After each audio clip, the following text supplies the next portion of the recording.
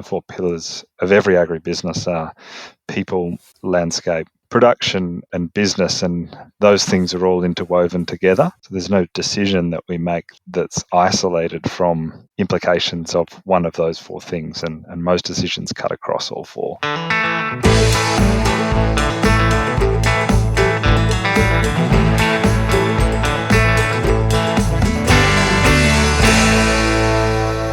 Welcome back to another episode of the Force of Nature podcast. Today's special guest is Dom Walker from Victoria in Australia. Dom is a coach with Resource Consulting Services, or RCS, in Australia. They run the Executive Link, which is a peer-to-peer learning environment. They also run Grazing for Profit, which is focused on grazing farmers in Australia. Today's episode dives into a bit more about Dom and what makes him tick. He's a deeply inquisitive person. He's got the curiosity and he knows how to ask the hard questions. We talk about his role as a coach in farming businesses, what he sees as the future around succession, and how we can improve agriculture as an industry. So without further ado, let's get into it. How are you today, Dom? Well, thanks, Conan. Thank you for having me. No problems. It actually came as a recommendation from one of my Create crew to have you on. So it's a pleasure to have you on and have a yarn. Yeah, absolutely. No, I'm honoured to join you today, and I look forward to our chat. So kicking things off, for those who aren't familiar with who you are, can you give us a bit of an introduction on yourself and your background? It's an interesting question, who you are, right? I think it's funny. I thought about it. I thought he's probably going to ask me who I am, so I better think about that. And initially, you pull towards what you do, so I'll think, I'll tell him my job. But I thought I'd better flip that on its head and tell you a bit more about me.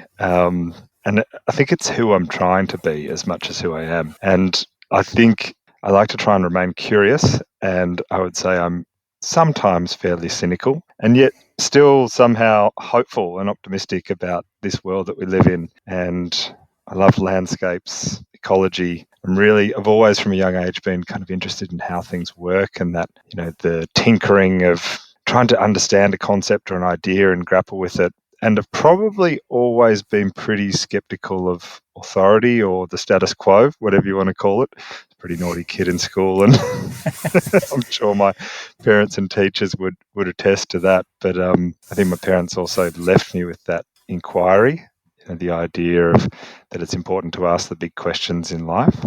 I grew up in the city, so my journey to agriculture has been a slow and meandering one. But as kids, we spent a lot of time outside. I'm one of three boys, so I think my mum and dad were pretty keen to get us as far away from the city as possible because we just cause havoc on school holidays. So we spent a lot of time camping, and I was lucky enough to spend most of our winters, which were the dry season up in the north of Australia, camping out under the stars for big weeks on end. And I think that left an imprint on me at a deep level. And our family had a connection to a big cattle station up in the Northern Territory. My great uncle was a pastoralist and entrepreneur, and he was an early adopter of cell grazing in the 90s in Australia. So I had this very, very early introduction to ideas of how things might be done differently in agriculture through him, and then through his daughters subsequently. But you probably want to know what I do, so I'll tell you that too.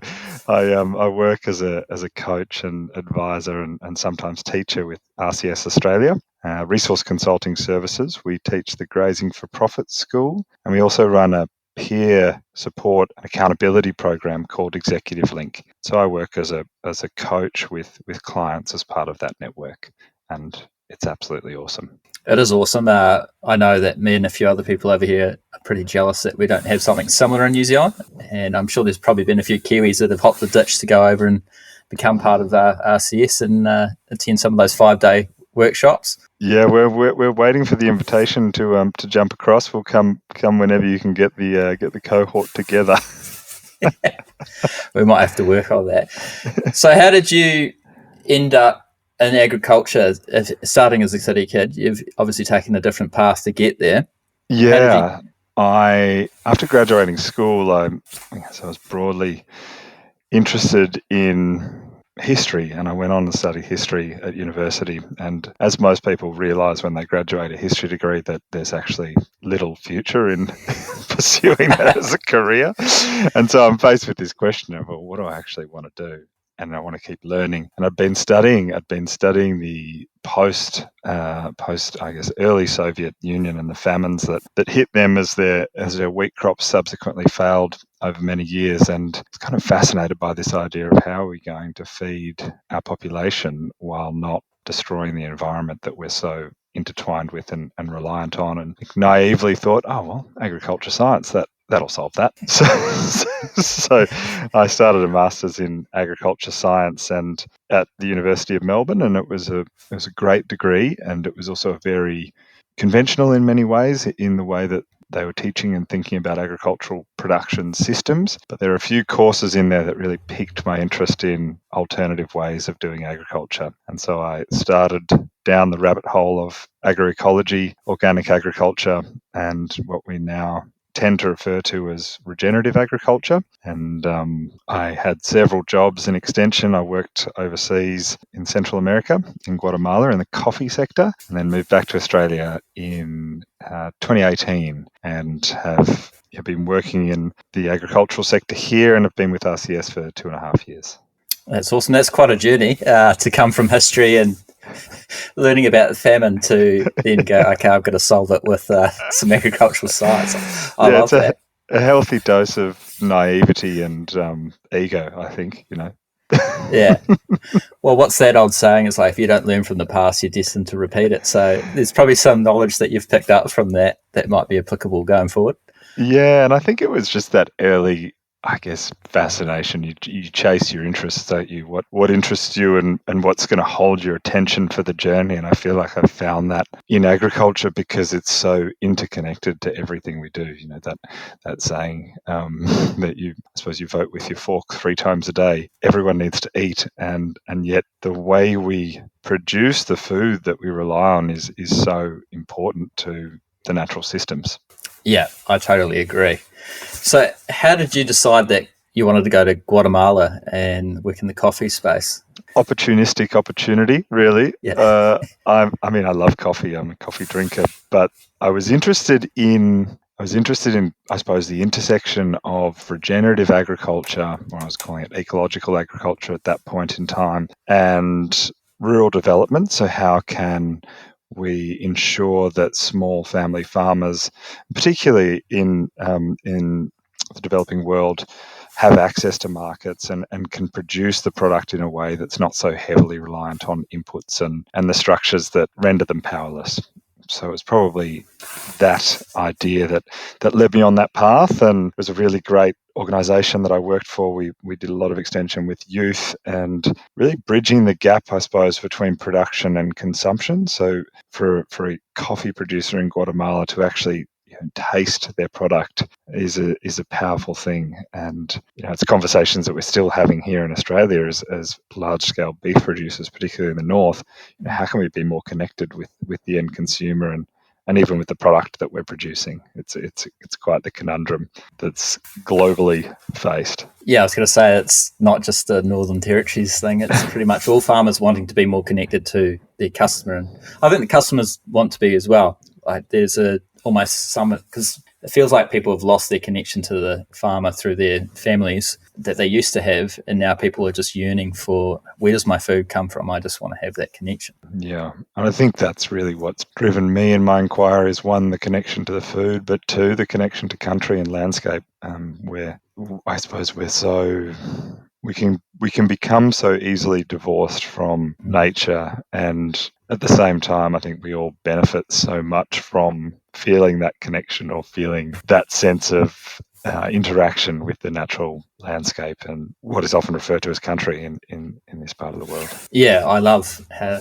you Australians actually term it as country, because for me, my partner calls me an earth child, because if I don't get enough nature in me, I definitely kind of my mental state changes and I feel like I'm shutting down a little bit and not operating as I can be. So just being able to get back out there, and that's what I love about getting on farms is I don't have one anymore, but having that ability to connect back to country and where the food's grown is really important to me and how I thrive as a human. Yeah, absolutely. It's like that horrible Snickers ad, you're not yourself if you're hungry, but it's really you're not yourself if you haven't been exposed to some soil or plants or cattle in the last month or so. You better get back out there. Yeah, getting a little bit of the itch at the moment, to be honest. I've been stuck on the laptop. But so did you see any parallels from working with such small-scale producers to what now working with really extensive ones? Are there any lessons that you can take that translate pretty well? Yeah, fascinating question. And the short answer is yes. The long answer is we're all human, right? So the things that affect us typically affect us universally, I would say. And whether you're a small coffee producer in Highlands, Guatemala, you're still up against, I guess, the vagaries of nature and weather systems. So climate impact is massive, and I would say that cuts across just about every geography. The other one is you're exposed to global commodity markets. So, how do you insulate your business, your individual business or your family or your cooperative from those two big drivers of variability in agricultural systems, which is weather and markets? Yeah. Well, we're just seeing it across the globe currently, and what's happening in Australia in terms of the floods at the moment is just terrible. It just shows how quickly things can change. Yeah, absolutely. And I think it just highlights for us, which is the language that we were using, it's close to 10 years ago now, is that language of resilience, whether we're talking about resilience to coffee leaf rust, which was a huge abiotic stress in coffee systems, or we're talking about resilience to flooding rainfall or extreme lack of rainfall. It's that resilience that's so important. So if you're using that 10 years ago, what wording are you now using in the place of resilience? Is it still in the same case, or is it transformed?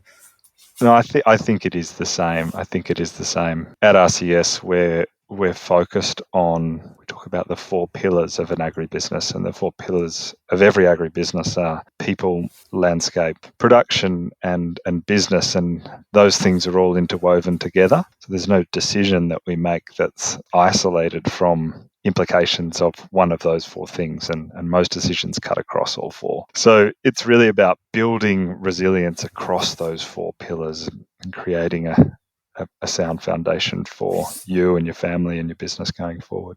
So I guess bringing it back to your role with RCS, I guess what is your favourite part? Is it trying to work one-to-one with clients, or is it the presentation days, those big workshops that you work together on? Good question. I think it's one-to-one for me. I might just give you a bit of context about what we do and how we work for those people that aren't familiar with RCS in your neck of the woods. We're turning 40 this year as a company. Wow. And Terry McCosker founded RCS in 1985. Terry's dream, I suppose, was to teach farmers about ecology. Amazingly curious mind, and went out to seek the best information at that time around the world, and he ended up finding Alan Savory and Stan Parsons over in South Africa, or in Zimbabwe at the time. And both of those men were talking in a language that made sense to him, and subsequently Terry brought Stan Parsons out to Australia to teach the first Grazing for Profit school in 1990. So it's been 35 years of the Grazing for Profit school being taught across Australia, and I think about 9,000 graduates. And so the 7-day school is really, it's a management school that weaves together those 4 pillars of people, land, business, and production. And it really empowers producers to regenerate their whole ecosystem. And it's one of those things that's super hard to describe in concise terms.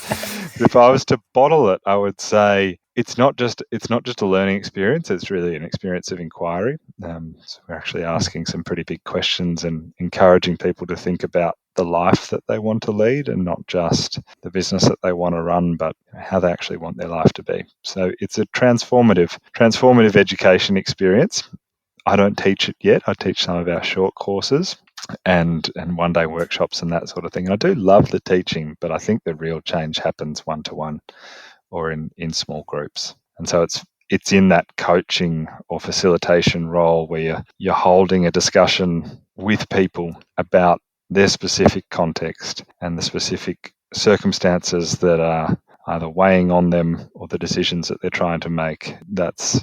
For me, that's the joy. That's the best bit. Yeah, absolutely. I have to agree. Working one-to-one with people and being invited into their business is such a privilege, and it's just awesome to be able to work with them and help them achieve those goals or uncover their goals, and they've got someone to work towards. Yeah, absolutely. And I love that distinction that you just made, because so much of the work is that uncovering, right? It's almost it's an excavation at times to peel back the layers. And as coaches, we need people to do it to us too. I mean, I have several mentors in this game that are constantly asking me the hard questions, so I can then go and ask other people the hard questions with a clear conscience, knowing that I'm doing my best to try and answer them myself. And it's that uncovering and identification of what the goal is, and then it's providing the support, but also the accountability that goes with holding that and holding people to the things that they say they want to do.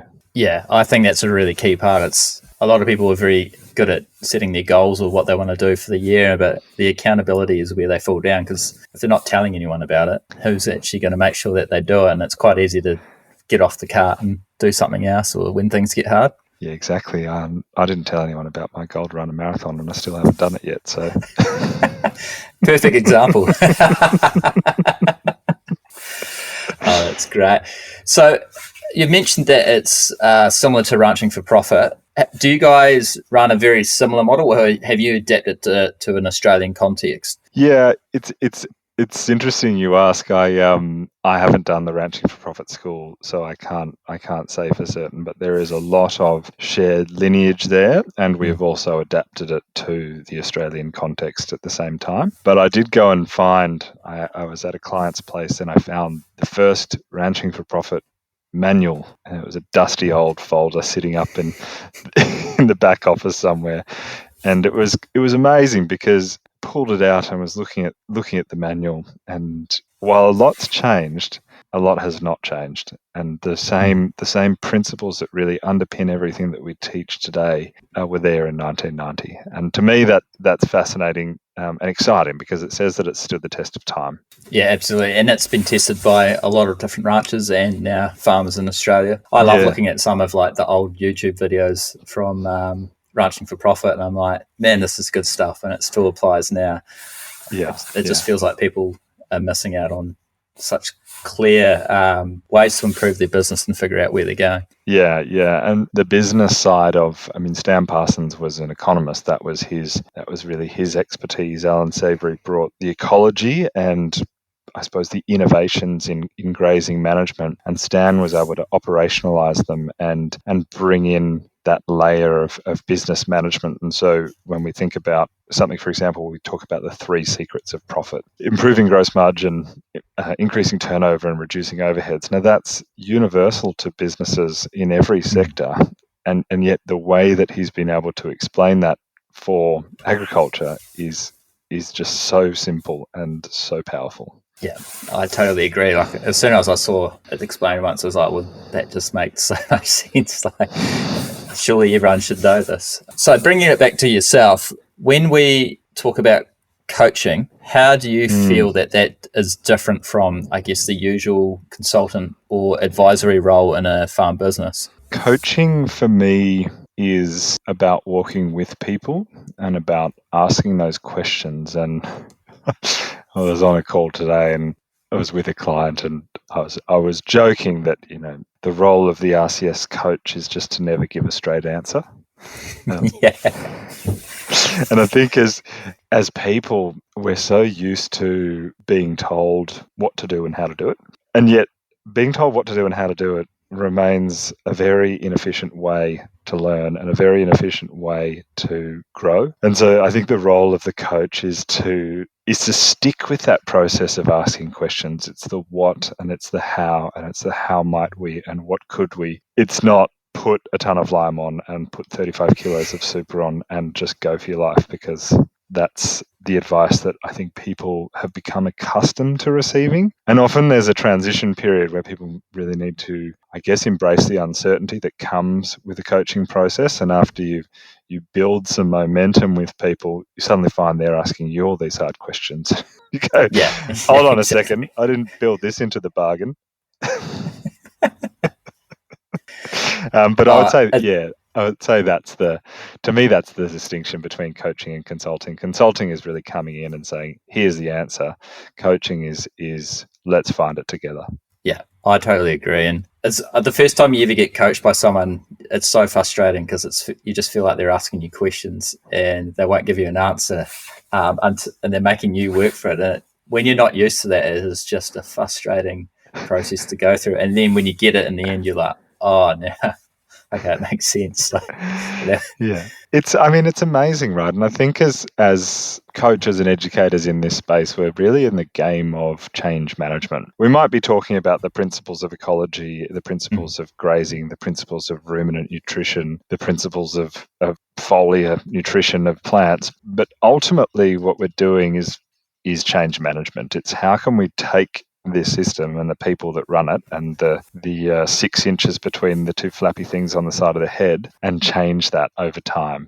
And so for me, coaching is a much more effective and long-term approach to that change.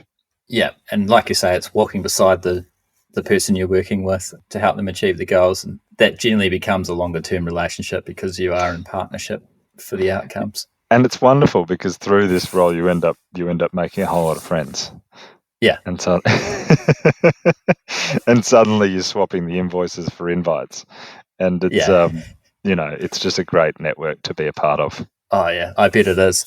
Do you have any favorite stories from your coaching days as a coach so far? Yeah, there's a couple I'm working with at the moment who are in Victoria. We're in a series of really tough seasons. So it's been consecutive years of failed autumns and failed springs. So we had a failed autumn in 24 and a pretty poor spring last year, and then again a failed autumn. We're in June and we haven't had a meaningful break here, and so an exceptionally difficult set of circumstances. And working with a couple at the moment who are really challenging themselves to ask the big questions, and we're working at the moment on some questions around enterprise selection. And the questions around enterprise selection hinge on, should we continue with a legacy enterprise that is wrapped up in identity, and it's also wrapped up in the intergenerational identity of the business. And just recently they've found the courage to step away from that enterprise, which has taken us probably 6 months to get there. And I think that's what I mean when I say that, we have to stick with this process of change management, because we're actually asking really hard things of people, and we're asking questions that take time to answer. And so I'm really proud of them for finding the courage to make that decision to move away from that legacy enterprise, which is going to free up time, it's going to free up creativity, and it's going to free up some money. So I think that's a triple win. Yeah, that's a massive call from them, but it sounds like they're onto a winner. So I just say huge congratulations to them for having the strength to actually make that decision. Yeah, absolutely.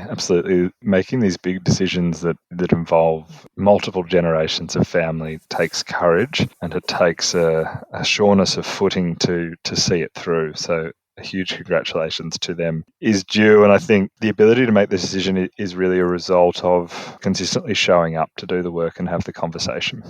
So we have a monthly strategy meeting once a month, and when you get to 3 or 4 months where the same question keeps coming up, it becomes apparent that that's something that needs to be addressed, and we can't actually keep sweeping that under the rug anymore.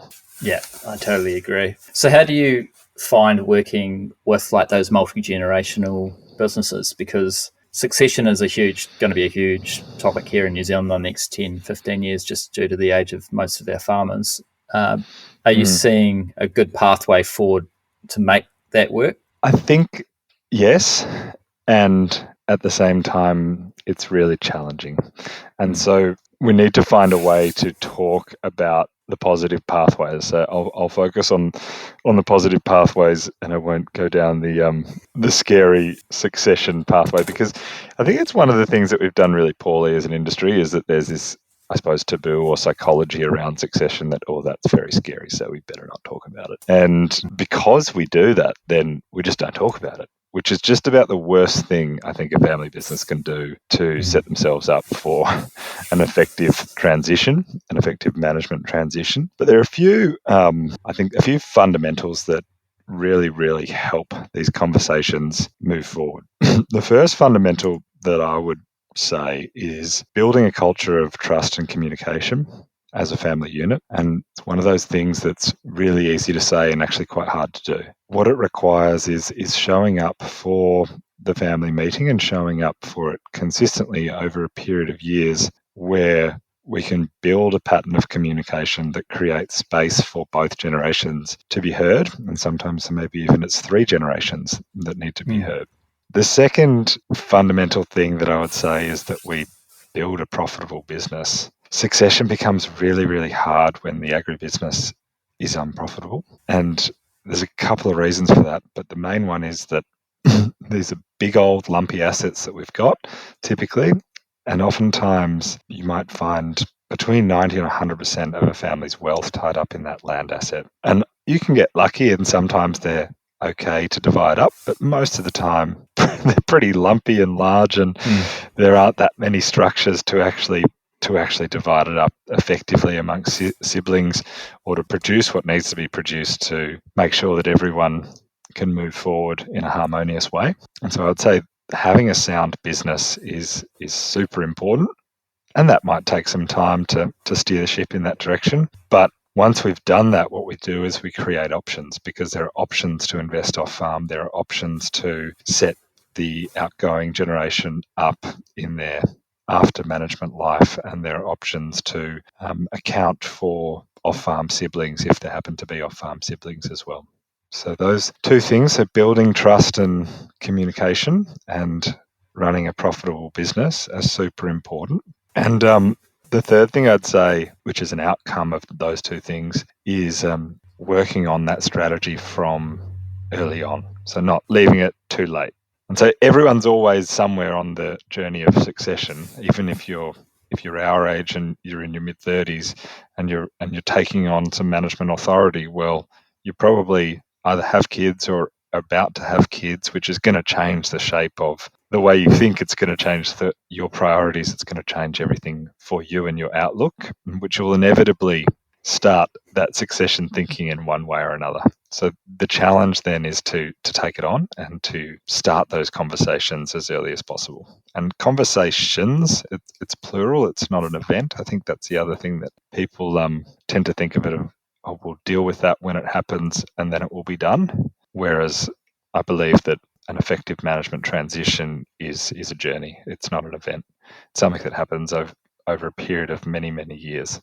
Yeah, I think that probably stops a lot of those where those relationships go south, is because you're having that continuous relationship and conversations, and everyone's getting more comfortable with what's happening rather than this is what's happening. It's happening now. This is what you get essentially, and that just will catch people off guard, and inevitably someone will always feel like they're getting burned out of it. Yeah, that's right. And there's that great Eleanor Roosevelt quote, which is "Comparison is the thief of joy." And it's that idea that what someone else gets doesn't necessarily mean make what you got any less. It's just different. And so I think that's a really important central principle for particularly siblings to think about as they move through a succession journey. And the other one is that we need to acknowledge all of the labour and initiative and hard work that the outgoing generation has done, and the amazing, I guess, privilege that really comes with being involved in a farm succession journey. It's easy to forget, but typically there's a very large asset that's being taken forward, which is amazingly privileged. Yeah, and then there's all that legacy that goes with it as well that you want to continue. So there's pressure that comes with if you actually do get the assets in the business as well. But I think you've beautifully summed that up, like the conversations, making sure there's a profitable business. Yeah, it's just hopefully that's given a few people the idea to actually start having that conversation. It's like anything, right? We fear the unknown. So what is the first meaningful step that you can do to make it a little bit less scary? Maybe it's just a cup of tea with mum and dad that says, hey, do you think we should start thinking about this. And maybe that's the first step, and their response might be, oh no, we'll deal with that later. But at least you've opened the door. At least you've planted a seed. And I can guarantee that while they might not have opened the door back, certainly they're going to leave that conversation and start thinking about it. And so I'd encourage people to think about, what is that first meaningful step that I can take? Yeah. And sometimes it's just the hardest thing is doing that first step, isn't it? And then once you do that, you, like you say, you plant the seed, or you build a little bit of momentum so that the next time it's actually less daunting than coming in there. Yeah, well, I mean, you've just summed up everything we do, isn't it? It's that initial momentum required to break the inertia. It's always that, shoulder against the boulder to really move it just that tiny bit.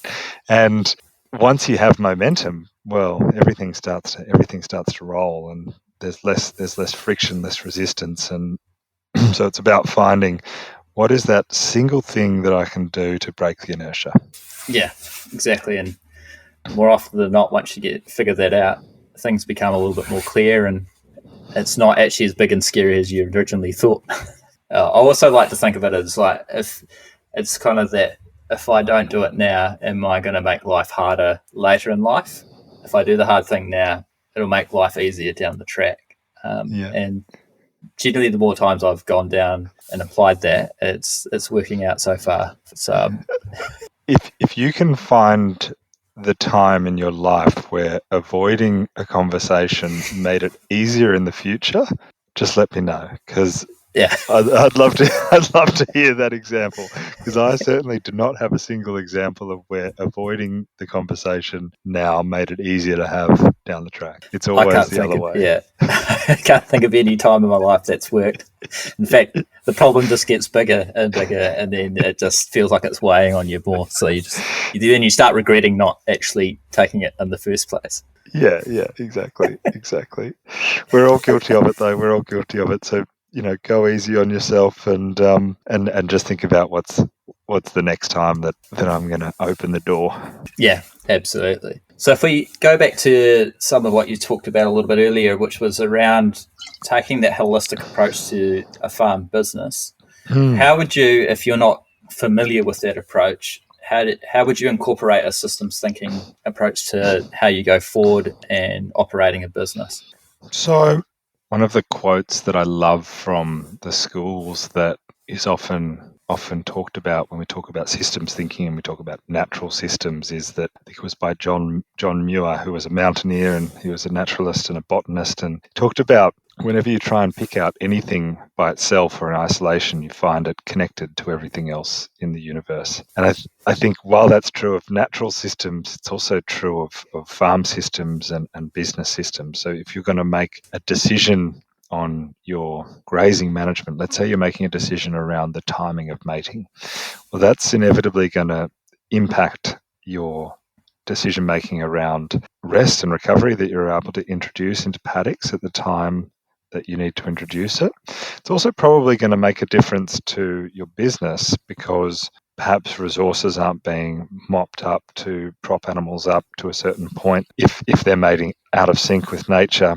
or it's probably going to change the time that you're marketing animals. So there might be an implication there. So I think we work through those four pillars of people, land, production, and business, and we acknowledge inevitably that there's going to be trade-offs and there are going to be impacts from the decisions that we make. But the challenge is to kind of get into that role of thinking like a naturalist, or to think like a cow, or to think like a grass plant or a soil microbe, to think like a marketing strategist, to think like a cattle buyer, to think like an economist. And so it's about changing that positionality and understanding that while every decision that we make is going to impact these other areas of our business, we need to build the habit of making decisions and moving forward. And I think that's a really important part of that systems thinking, is that we can zoom out really, really far and take that 10,000 mile view of the system and be really inquisitive. But then we also need to zoom in to the practical level and just make the decision that's ahead of us and move forward. That was probably a really rambling answer to your question, but no, I think you summed it up perfectly. Let's go with that. Yeah, I think you summed it up really well.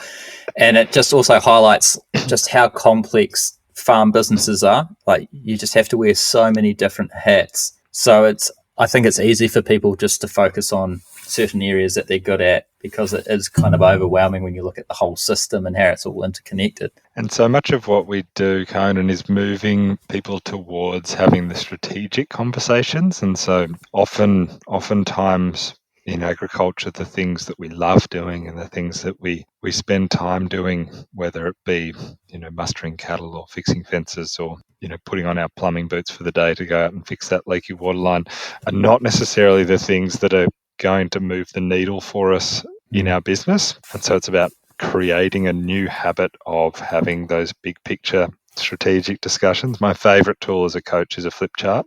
So every business can go to the local stationery store. It's called Officeworks here. I don't know what it is over there, but you can go to the local stationery store. You can buy a flip chart. It's $30. You can buy a set of coloured textures. That's probably might be $15. So there's $45, and that tool that you can use for your next family meeting, or if you run the business by yourself, you can run the brainstorm by yourself, or you can have a friend lead you through it.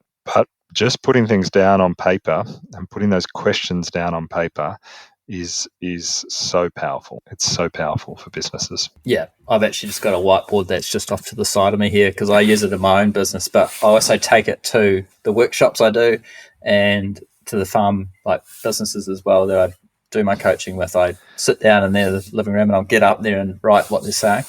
And I think it just brings a different element, so it's not just sitting across the table. It's like, let's write some of this stuff down and then I'll collate it later. But like you say, it's a cheap thing to go and buy, and it's almost like doing that creative thing at the same time. It helps get the juices flowing in the brain, and then you start asking deeper questions because you're writing it down, and it's a group project almost. Yeah, I don't know the neuroscience that sits behind it, but there's definitely something that happens when you write something up in colourful pens, where it also takes it away from the person and depersonalizes it in a way, because we're actually talking about the business. It's not Conan's opinion or Dom's opinion. It's just an idea that's now on paper that we can all look at with some objectivity. Yeah, I totally agree. So do you think then, of your 4 pillars, people actually is one of the key ones to unlock the other 3?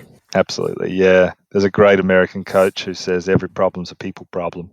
Yeah, and I think it's true. I think the more and more we educate ourselves on soil science and animal nutrition and what are the markets doing, ultimately it comes back to the relationships of the people that we're in business with and our relationship to ourselves. And so, yes, every problem is a people problem. And again, it's about acknowledging that and thinking, well, what can I do? What are my blind spots? What can I do to get clear on my direction? And then once you've done that, you'll be amazed at how that impacts the way that you relate to others in your business. Yeah, well, I can just going through the Create program over the last 8 or 9 months. People are telling me that they can tell that I'm different in the way that I carry myself in conversations and everything now, which I feel like I'm not really any different. But obviously I've gone through this massive growth, and I've heard it like 4 or 5 times from people that I'm working with. And I'm like, well, that's quite cool to know that my work on myself is actually reflecting on how our relationship works, and it's making it better. So I think that, you can never go wrong with working on yourself and figuring out your blind spots. Yeah, that's wonderful. I mean, it's so powerful because we can't control other people as much as we sort of wish for that, and we all find ourselves spending time wishing that someone would just do XYZ thing, or I wish they didn't speak to me like that, or I wish, and those wishes really get us nowhere. And so, credit to you. Well done for that introspection and personal growth. I know myself that it's pretty hard yakka a lot of the time, but it certainly pays dividends, and it's really cool to hear that you've had that experience. I'm looking forward to it myself. I'm signed up for the 2025 Create course, and awesome. I'm inspired by the cohort and all of these conversations that we've been having to go and pick off my scabs, and uncover those horrible blind spots that I know I've got. I was say you've already done quite a bit already just talking to you, but I'm looking forward to it. You'll love it and you have a great time. And like you say, you find yourself not wasting energy on wishing people would do this and X, Y, and Z. You kind of just take that pressure off, and it's amazing what stress leaves out of your life when you're not putting, I wish this person would do this and it'd make my life easier. That's a really key thing. Yeah. It's a nice shift to challenge yourself to make if you find yourself stuck in that pattern. If you find the presence of mind to say, well, what could I do, and just sit with that for a second. 100%.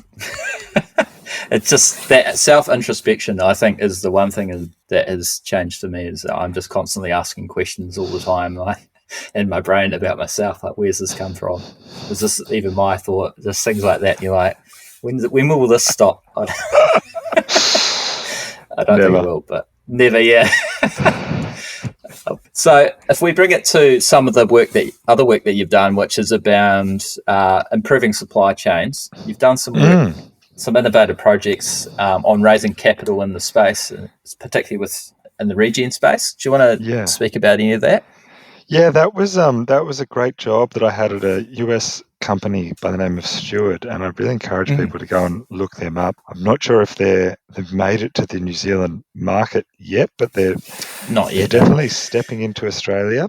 Anyway, Steward, I suppose, set out to answer this question of how can we meet the regenerative movement with regenerative finance, or with appropriate finance. And I think one of the biggest challenges that, well, I mean, I don't want to speak for you, but as a first-generation young farmer, access to capital is a huge constraint, and access to markets is also a constraint for us here in Australia. And I guess the idea behind Steward was, how can we bring a more nature-centric approach to our economics? So much of our financial market system is driven by that I guess need for return, and often this is related to some form of extraction. And the way that finance is typically set up is, how can we squeeze every last drop out of this enterprise? Well, that's the dominant framework anyway. And so Steward was really trying to ask the question, how can we meet the demand? And people like you and I are the demand. We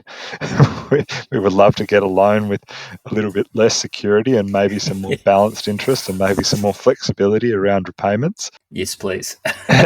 And so the idea was to build a crowdfunding platform where the consumer could actually become the financier at the same time. And they've done amazing work in the US doing that, and they're just stepping into the Australian market with a loan for a small market garden, which is in Tasmania, I believe. And so really, I guess, it's shifting to, like I said, have a more flexible timing and more flexible security. And that timing flexibility is not just, it's about how quick can we get the cash is often the problem, and then how flexible is the repayment schedule. And I see this as a really exciting opportunity, certainly coming to Australia, and looking forward to trying to partner up with them again and see what other things can be built, because I think the other side of it is not just the production side, it's actually the supply chain side. So how can we build a supply chain that's at an appropriate scale, which has to be viable, and it has to be viable, so it has to be big enough, but I say appropriate so that it doesn't just become this huge behemoth that is lost to the impersonal commodity landscape. Yeah, and a great example of that is the Old Salt Co-op. Yeah, got the funding through them at the moment, which is awesome to see. So many people get in behind that, and I'm excited to see how much it grows in Australia. I know there's probably unlimited demand in terms of New Zealand, in terms of young people who would love these sort of loans to get into their first farm too. Yeah, absolutely. And I think that's it, right? There's unlimited demand, and so the question becomes, how do we match up the supply side to that, and how do we build the infrastructure around it? It's not, like I say, it's not just the production, but it's how do we link consumers? How do we build an appropriate scaled supply chain that can service these markets, both on the, if you're growing beef, but also on the, you're buying a steak. There's that big black hole in the middle there that we need to sort out as well. Yeah, and I think most people in the industry no matter whatever label they're under, realize that that big black hole in the middle has created a lot of problems. It just seems like such a big hole to try and fix, though. I think everyone's too scared to get in there. Yeah, that's right. And that's why, I mean, Cole Mannix and the old salt model is so encouraging, because it's taken a lot of courage to do that. And we need pioneers in this space, people who are prepared to go out on a limb and take a substantial risk to try and prove an alternative model. So hats off to them, and I hope it has every success. So do I, and I think they're starting to see a bit of that payback now, which is awesome. But it's so inspiring, like going and visiting and seeing what they've created already. You just hope like hell that it's going to work and it grows, and then it could be a model that could be done in New Zealand or Australia as well. We can copy and repeat. Yeah, exactly. So what, I guess with that in mind, looking ahead, what do you see is going to shape the future of agriculture in Australia? What development, or do you see any trends and where it's heading? Yeah, wonderful question. I think the exciting thing for us in this space is just how big this little bubble that we're in is getting, in terms of people like yourself and people like me and people who are working alongside farmers to really ask these bigger questions of them. And so that's super exciting, because it's no longer that if you were to mention the words rotational grazing, that you would get chased out of town or told that you're a quack. I think most people are probably doing some form of rotation in their grazing system. And so we've really started that movement, and it's thanks to people like Terry, who founded RCS, that we're on that journey. And that's super exciting. I think the next exciting thing that you kind of alluded to before was that big generational change that's going to take place in the next 10 to 15 years. So how can we nurture the incoming farmers of the next generation to continue on this pathway? To me, it's got to be the youth is the future, and that's where hope springs. Yeah.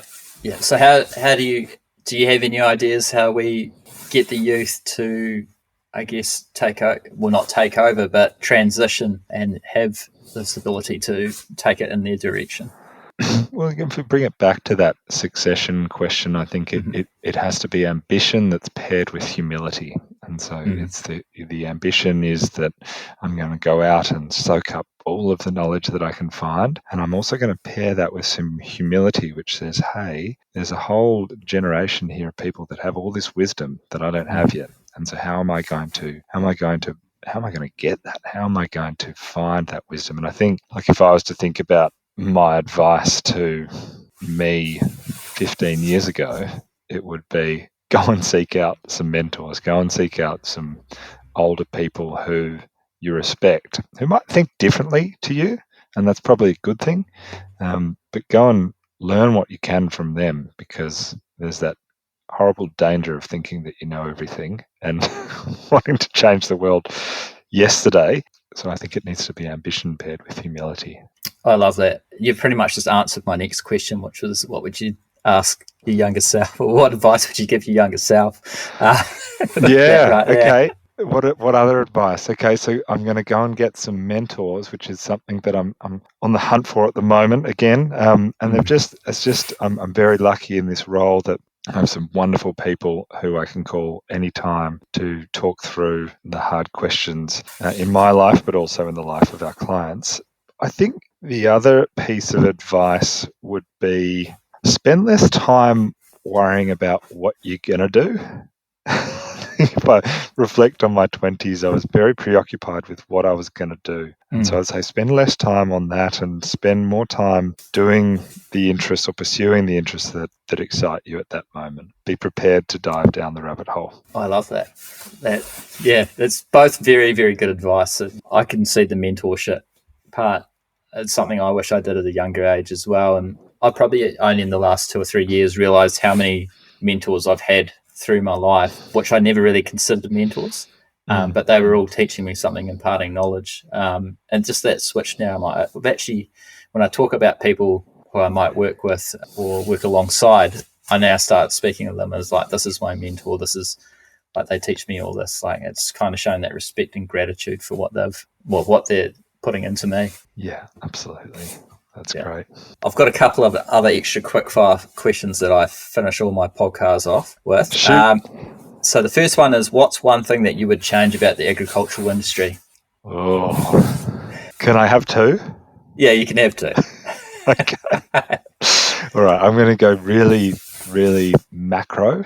Yeah. And I would say I would change. So we get to wave a wand. We're going to change the culture of our relationship with the natural world from one of conquer and dominate and extract to one of wonder and curiosity. So that would be my big dreamy one. And if I zoom in a bit, I would wave my magic wand and give every grazing business the motivation and skills to do a feed budget and to effectively match their stocking rate to carrying capacity. Because I think if we could do that, it would drastically change the Australian landscape and probably the New Zealand one too. Yeah, and it'd probably align a bit more with your big macro goal as well. It would, yeah.